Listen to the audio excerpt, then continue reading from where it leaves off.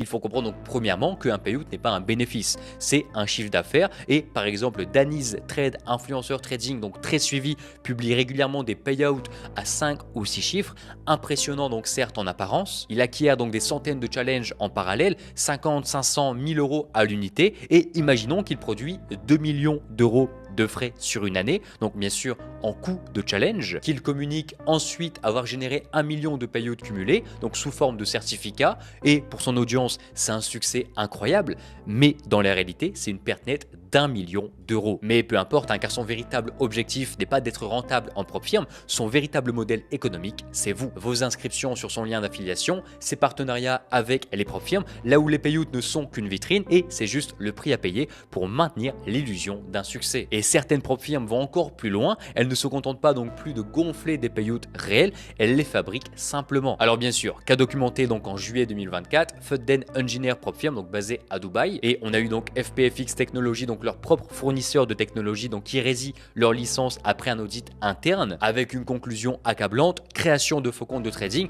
pour gonfler les statistiques de réussite. Et le personnel intervenait directement sur des comptes fictifs, il tradait en simulation avec un seul objectif, atteindre un profit théorique. Validation ensuite de payouts fictifs dans leur système, donc prétendu donc versé en crypto-monnaie, et l'analyse de la blockchain n'a révélé aucune transaction correspondante et montant total gonflé, plus de 2 millions de dollars de payouts fabriqués de toutes pièces. Ces chiffres étaient ensuite promus donc globalement et publiquement par l'un des fondateurs directement sur Twitter pour attirer des nouveaux clients, des faux traders, des faux profils, faux payouts, communication massive et malgré tout de vrais clients qui versaient eux donc de vrais frais de challenge dans l'espoir de reproduire les performances de leurs prétendus mentors alors qu'ils rejoignaient simplement en réalité un système entièrement fabriqué et truqué.